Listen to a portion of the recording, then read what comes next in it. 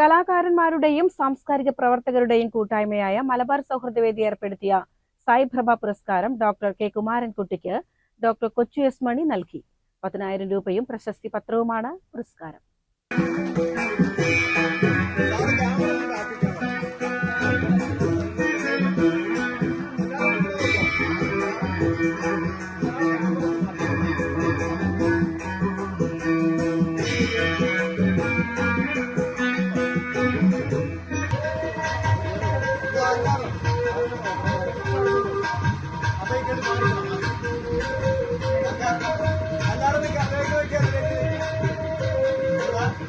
പുരസ്കാര സമർപ്പണ ചടങ്ങിൽ വേദി കൺവീനർ ബിജുമോൻ പന്തിരുകുലം അധ്യക്ഷത വഹിച്ചു.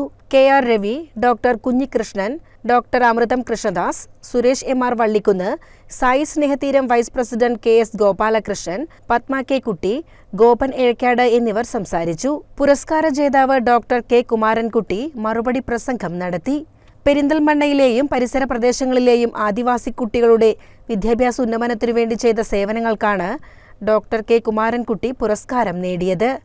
CCN ചെർപ്പുളശ്ശേരി.